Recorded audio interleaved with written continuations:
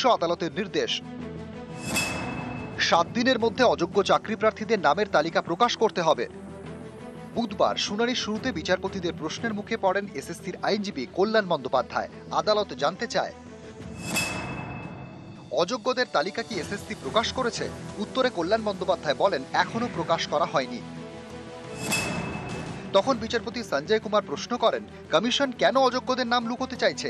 তখন এসএসসির আইনজীবী বলেন, আদালত চাইলে 7 দিনের মধ্যে নামের তালিকা প্রকাশ করে দেওয়া হবে। বিচারপতি তখন বলেন, তাহলে 7 দিনের মধ্যেই নামের তালিকা প্রকাশ করে দিন। এরপর বিচারপতি সঞ্জয় কুমার বলেন, নতুন যে নিয়োগ প্রক্রিয়া চলছে তার উপর নজর রাখছে সুপ্রিম কোর্ট। কোন রকম গলদ হলে সঙ্গে সঙ্গে হস্তক্ষেপ করবে আদালত। অযোগ্যদের নিয়োগের নেপথ্যে ছিল স্কুল সার্ভিস কমিশন। এই অযোগ্যরা বহু মানুষের জীবন নষ্ট করেছেন। 2 তারিখের মধ্যে সমস্ত আনটেন্টেড টিচারদের তাদের অ্যাপ্লাই করতে হবে এবং 7 তারিখ এবং 14 তারিখে যে পরীক্ষা হওয়ার কথা আছে সেই পরীক্ষা হবে। এবং 3 নম্বর হচ্ছে যত টেন্টেড টিচার যাদের টেন্টেড আছে তাদের নামগুলো পাবলিশ করে দিতে হবে এসএসসির ওয়েবসাইট। এই যে নতুন রিক্রুটমেন্ট প্রসেসটা হচ্ছে সেই রিক্রুটমেন্ট প্রসেসটা সুপ্রিম কোর্টের নির্দেশেই। ফলে সেই নতুন রিক্রুটমেন্ট প্রসেসে আপনি যদি চেষ্টা করেন ঘুরপথে যে ক্যান্ডিডেটদের, অযোগ্য ক্যান্ডিডেটদের, বিশেষ করে দাগি ক্যান্ডিডেটদের পরীক্ষায় বসাবো, নিশ্চিতভাবে আদালত তো রয়েছে, আদালত অবশ্যই হস্তক্ষেপ করতে পারে এবং করবেও।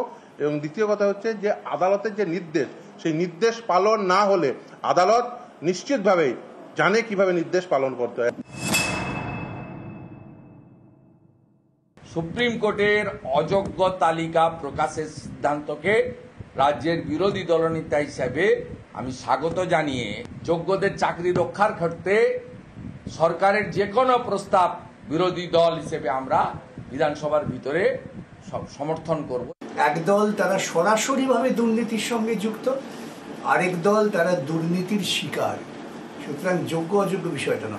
যাদের থেকে তৃণমূল দলটা টাকা পয়সা নিয়ে কয়েক হাজার কোটি টাকা তুলেছেন, আজকে যখন নামটা প্রকাশ হয়ে যাবে যে এই 5,000 জন তারা সরাসরিভাবে দুর্নীতির সঙ্গে যুক্ত, এই 5,000 জন লোকের কি অবস্থা দাঁড়াবে? সুপ্রিম কোর্ট কিন্তু সিবিআই যারা তদন্ত করলো এর আগে, যারা এই টেন্টেড আনটেন্টেড ইত্যাদি র্যাঙ্ক জাম্প নামই নেই এইসব কথা অনেক বলেছিল, তাদের কিন্তু বলছে না যে তোমরা এতদিন তদন্ত করলে এটা তুমি বার করে দাও না। সামনের পরীক্ষাটা স্বচ্ছতার সঙ্গে এবং দ্রুততার সঙ্গে হওয়া প্রয়োজন। নিউজ 18 বাংলা। নিয়োগ রেজাল্ট আটকাতে মামলার অভিযোগ। তৃণমূল ছাত্র পরিষদের সমাবেশ থেকে বিরোধীদের নিশানা মমতা বন্দ্যোপাধ্যায়। মামলা করে নিয়োগ রেজাল্টে বাধার অভিযোগ। যারা ছাত্রদের কথা বলেন তারাই মামলা করেন। বিরোধীদের তোপ মমতার। রাজনৈতিকভাবে লড়াইয়ে চ্যালেঞ্জ তৃণমূল নেত্রীর। যারা বড় বড় ছাত্রছাত্রীদের নিয়ে কথা বলেন আর রোজ কোর্টে গিয়ে নিয়োগে বাধা দেয়, ভর্তিতে বাধা দেয়, আমি দুঃখিত। জয়েন্ট এন্ট্রান্স পরীক্ষার রেজাল্ট বেরোতে একটু দেরি হয়েছে, এর জন্য আমাদের দোষ নেই। যারা কোর্টে কেস করে তারা একসঙ্গে কেস করে আবার এসে আমাদের নামে নিন্দা করে। এরা 2 নম্বরই। একদিকে ছাত্রছাত্রীদের রেজাল্ট আটকায় আর অন্যদিকে গিয়ে বলে কল্যাণকে তৃণমূল ছাত্র পরিষদ জবাব দাও। আমি বলি তোরা আগে জবাব দে, তোরা কেন কোথায় কোথায় এসো রাজনীতিতে লড়াই করো, পলিটিক্যাল ফিল্ডে লড়াই করো। তোমরা পলিটিক্যাল ফিল্ডে লড়াই করতে পারো না, তোমরা ব্যাকডোরের লড়াই করো।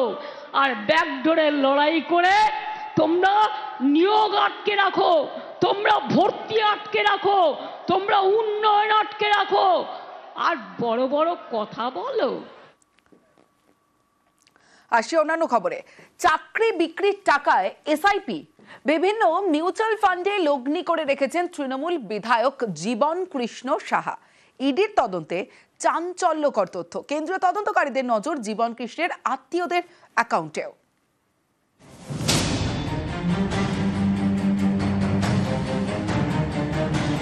চাকরি বিক্রির টাকায় জমি, মিউচুয়াল ফান্ডে বিনিয়োগ, ভবিষ্যৎ সুরক্ষিত রাখতে এসআইপি অর্থাৎ সিস্টেমেটিক ইনভেস্টমেন্ট প্ল্যানে লগ্নি করেছেন জীবন কৃষ্ণ সাহা। ইডির দাবি, জিজ্ঞাসাবাদের সময় এক চাকরি প্রার্থী দাবি করেন 3 দফায় জীবন কৃষ্ণ সাহাকে তিনি টাকা দিয়েছিলেন। 2019 সালে নগদ 3 লক্ষ টাকা নিয়ে গিয়েছিলেন জীবন কৃষ্ণের বাড়িতে। তখন তার রাষ্ট্রায়ত্ত ব্যাংকের অ্যাকাউন্টে সেই টাকা জমা করে দিতে বলেন। চাকরি প্রার্থী এও দাবি করেন ওই বছরই আরো 2 লক্ষ টাকা দেন জীবন কৃষ্ণ শালা গোপীনাথ মণ্ডলকে। ইডির দাবি 2019 সালে 2 লক্ষ টাকা এসআইপিতে লগ্নি করেন জীবন কৃষ্ণ। এর নথিও তারা হাতে পেয়েছে। ইডির দাবি পরে ওই চাকরি প্রার্থীর থেকে নগদে 6.5 লক্ষ টাকা নেন জীবন কৃষ্ণ। তৃণমূল বিধায়ক সেই টাকা জমা করেন তার বাবার অ্যাকাউন্টে, পরে তা তুলেও নেন। তদন্তকারীরা মনে করছেন ব্যাংক থেকে তুলে ওই টাকাও এসআইপিতেই লগ্নি করেন জীবন কৃষ্ণ। শুধু সিপে টাকা রাখাই নয়, ইডির দাবি চাকরি বিক্রির টাকাতে প্রচুর সম্পত্তিও তৈরি করেন জীবন কৃষ্ণ সাহা। ইডির দাবি মুর্শিদাবাদ ও বীরভূমে জীবন কৃষ্ণের কোটি কোটি টাকার সম্পত্তির হদিশ মিলেছে। 2018 থেকে 2022 সালের মধ্যে প্রচুর জমি কেনা হয়। বীরভূমে একাধিক কোল্ড স্টোরেজ এবং রাইস মিলও কেনেন জীবন কৃষ্ণ। 2016 সালে বোলপুরের জাম্বুনি বাস স্ট্যান্ডের কাছে এই আবাসনে ফ্ল্যাট কেনেন জীবন কৃষ্ণ। মাঝে মধ্যেই এখানে যেতেন তিনি। এই ফ্ল্যাট সংলগ্ন 5 কাঠা জমিও আছে তৃণমূল বিধায়কের নামে। অমিত সরকার, news 18 Bangla.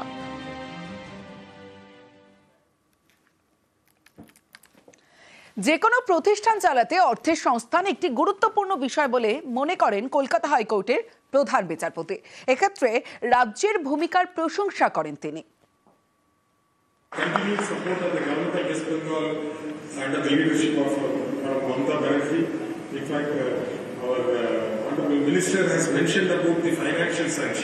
That is very important. Without finance, what can be done to an institution? Therefore, feel proud. I am really proud today. I feel so enriched. আগামী বছর বঙ্গে বিধানসভা ভোট, আর তার আগে সংঘাত তুঙ্গে। বৃহস্পতিবার মেয়র রোডের মঞ্চ থেকে নির্বাচন কমিশনের বিরুদ্ধে সুর চড়ালেন মমতা বন্দ্যোপাধ্যায়।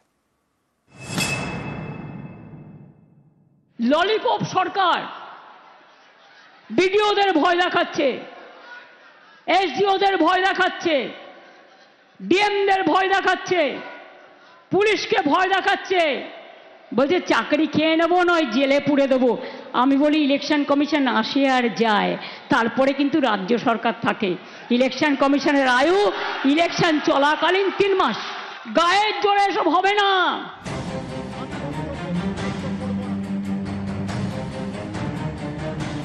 আগামী বছর রাজ্যে বিধানসভা নির্বাচন, তার আগে বাংলায় এসআইআর বা ভোটার তালিকার বিশেষ নিবিড় সংশোধন করতে চলেছে নির্বাচন কমিশন। এই পরিস্থিতিতে কমিশন রাজ্য সংঘাত তুঙ্গে। বৃহস্পতিবার মেয়র রোডে তৃণমূল ছাত্র পরিষদের প্রতিষ্ঠা দিবসের মঞ্চ থেকে সুর চড়ান মমতা বন্দ্যোপাধ্যায়। ইলেকশন কমিশনের চেয়ারটাকে আমি রেসপেক্ট করি, কিন্তু আমি জানেন তো বাচ্চারা ললিপপ খেলে মানায়, কিন্তু বড়রা যদি ললিপপ খায় কোনো পার্টি হয়ে, সেটা মানায় না। ভান্ডারা কিন্তু আমাদের কাছেও আছে, তেমনি আপনাদের দুর্নীতির ভান্ডারাও আছে, ফাঁস করে দেব।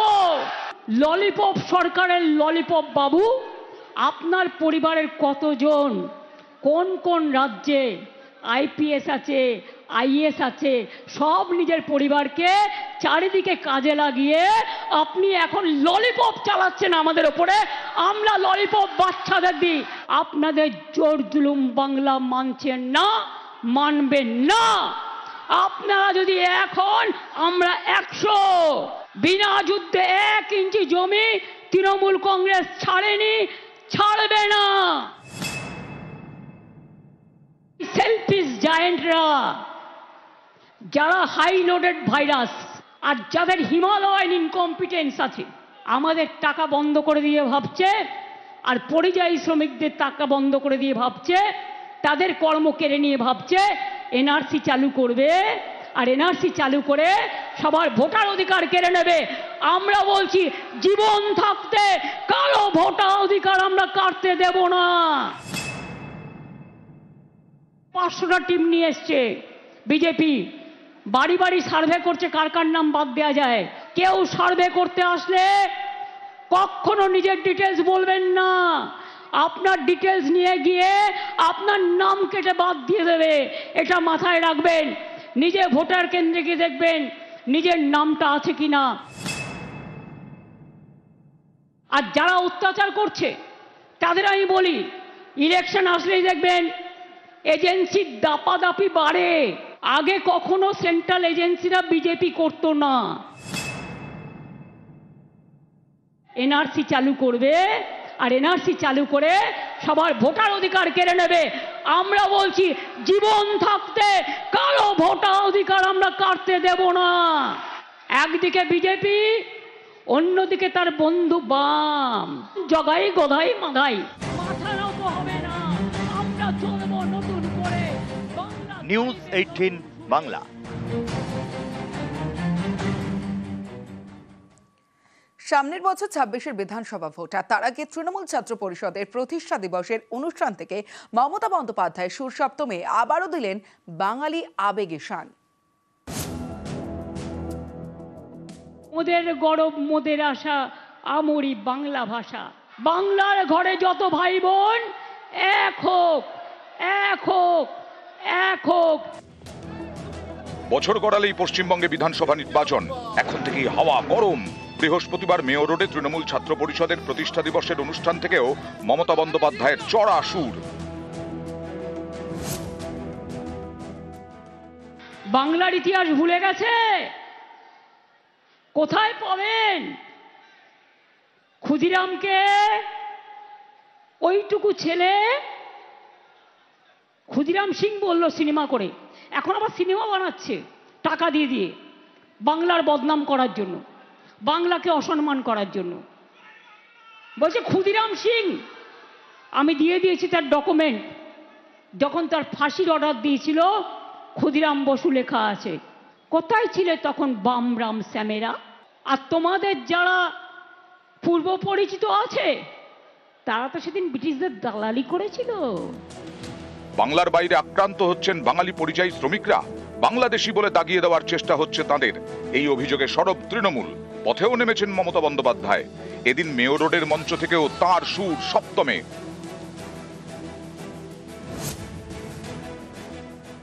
আমাদের পরিযায়ী শ্রমিকদের উপর অত্যাচার করে তখন মুখের বোল ফোটে না। পরশুদিনও হাবড়ায় একজন মারা গেছেন, তাকে মহারাষ্ট্রে মারা হয়েছিল। তাদের ডেকে নিয়ে যাওয়া হয়, তাদের স্কিল আছে, তাদের গুণ আছে। অথচ দেখুন আমাদের এখানেও 1.5 কোটি পরিযায়ী শ্রমিক কাজ করে, তাদের আমরা ভাই বোনের মতো ভালোবাসি। কই আমরা তো তাদের উপর অত্যাচার করি না, কারণ এটাই বাংলা। মোদের গরব মোদের আশা আমরি বাংলা ভাষা। বাংলার ঘরে যত ভাই বোন এক হোক, এক হোক, এক হোক। ভাষা সন্ত্রাস মানছি না, মানব না। বিজয় পতাকা উড়িয়ে দাও। নিউজ 18 বাংলা। আমরা হারব না, মাথা নত। এক ভাষার পক্ষে সওয়াল মোহন ভাগবতের। দেশে এক ব্যবহারিক ভাষা থাকা উচিত বলে মত সংঘ প্রধানের। भारत की सब भाषाएं नेशनल लैंग्वेजेस है, जिनका उगम भारत में। एक नेशनल और बाकी क्या है? एक व्यवहार भाषा चाहिए आपस में बात करने के लिए, और वो विदेशी नहीं चाहिए। हमारे भाव विदेशी भाषा में प्रकट नहीं होते। श्री गोपाल तो काउहर्ड ऐसा नहीं होता है। कविताओं का शब्द धर्म के लिए शब्द नहीं है, बाकी भाषाओं हमारे यहाँ सब भाषाओं में शब्द है। एक भारतीय भाषा व्यवहार भाषा चाहिए, कौन सी हो तय करे सब मिलकर। भाषाओं में विवाद करने का कोई मतलब नहीं है, शब्द अलग है, भाव एक ही है सर्वत्र। आचरण का उपदेश सब में समान है, जो आदर्श रखे गए हैं वो सब में समान है। सब भाषाओं में रामायण है, सब भाषाओं में महाभारत है। तो इसलिए विवाद क्या करना है भाषा में? अपनी मातृभाषा अपने को अच्छी आनी चाहिए। हम जिस प्रदेश में रहते हैं उस प्रदेश की भाषा है, वो हमको अच्छी बोलचाल करते बननी चाहिए, और एक व्यवहार भाषा जो होगी वो सीखनी चाहिए। कोई भाषा स्पर्श नहीं होती है, तो इसलिए इसमें झगड़ा नहीं करना। सब भाषा हमारी है, ऐसा व्यवहार करना। हम दो हमारे तीन। प्रति परिवारे अंतत 3 সন্তানের পক্ষে সওয়াল। 3 সন্তানের পক্ষে সওয়াল মোহন ভাগবতের। अपने देश की पॉलिसी है पॉपुलेशन पॉलिसी, वो 2.1 रिकमेंड करती है। संतान होती है तो 0.1 संतान कभी होती नहीं। गणित में 2.1 का 2 होता है, लेकिन मनुष्य के जन्म में 2 के बाद 0.1 होता नहीं ना, 3 ही होता है, इसलिए 2.1 मीन्स 3। तो भारतवर्ष के प्रत्येक नागरिक ने ये देखना चाहिए कि अपने घर में 3 होने चाहिए। एक कंसर्न भी है, जनसंख्या एक एसेट है, बोझ भी हो सकता है, कल खिलाना पड़ेगा ना सबको, तो उसी के लिए पॉपुलेशन पॉलिसी रिकमेंड करती है। तो दोनों तरफ से जनसंख्या नियंत्रित रहे और जनसंख्या पर्याप्त रहे, इसके लिए नई पीढ़ी को तैयार करना चाहिए। সন্ধ্যায় অফিস ফেরত মেট্রো ভোগান্তি, শোভাবাজার স্টেশনে মেট্রো বিভ্রাট, ৮ ঘন্টারও বেশি ব্যাহত হয় পরিষেবা। শোভাবাজারের বিভ্রাটে পরপর স্টেশনে দাঁড়িয়ে পড়ে ট্রেন। মেট্রোর দাবি অতিরিক্ত ভিড়ের চাপে মেট্রোর 6টি দরজা খারাপ হয়ে যায়। যাত্রী নামিয়ে বিকল রেক পাঠানো হয় নোয়াপাড়ায়। ঘটনার জেরে ভোগান্তির শিকার হন নিত্যযাত্রীরা। ফের প্রশ্নের মুখে কলকাতা মেট্রোর রক্ষণাবেক্ষণ।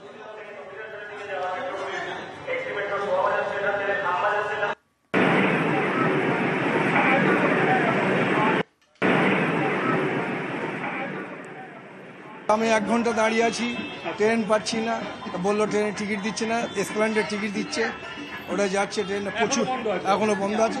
আমি আসছি নেতাজি ভবন, 40 মিনিটস লেট, 30 মিনিট লেট করে তাও দাঁড়িয়ে আছি। আমি যাবো এসপ্ল্যানেড, পারলাম না, বন্ধ চালাতেই পারছে না, তো দরজা বন্ধ হচ্ছে না, এক একটা স্টেশনে 10 মিনিট করে ভাবুন। প্রচুর জ্যাম, হিউজ জ্যাম, ঢোকাই যাচ্ছিল না মেট্রোর মধ্যে, আর ট্রেন লেটও হচ্ছে। এটা কোনোদিন আমি দেখিনি, আমি স্টিল 10 বছর ধরে আছি কলকাতাতে, বাট এরকম মেট্রোতে ভিড় হবে আমি এক্সপেক্টই করিনি। লাস্ট ফিউ ডেজ ছিল, মানে যখন থেকে আপনার গ্রিন লাইনের সঙ্গে এটা স্টার্ট হয়েছে, গ্রিন লাইনের সঙ্গে স্টার্ট হয়েছে তখন থেকেই, তবে থেকে মোটামুটি বাড়তে চালো। আজকে হিউজ ভিড়, ট্রেনও লেট, খুবই ক্রাউডি রয়েছে, প্রায় 15 মিনিট অপেক্ষা করেছি আমরা। ছাড়ছিল না? হ্যাঁ, ডিটেন করছে ওখানটা, অ্যানাউন্সমেন্ট হচ্ছে, মানে বলছে যে আপনারা কাইন্ডলি একটু কোঅপারেট করুন। মেট্রো একটুখানি ধীরে চলছে, মানে এত মানে স্পিডে চলছে না, একটুখানি আস্তেই চলছে, প্রত্যেকটা স্টপেজ অনেকটা থেমে থেমেই চলছে।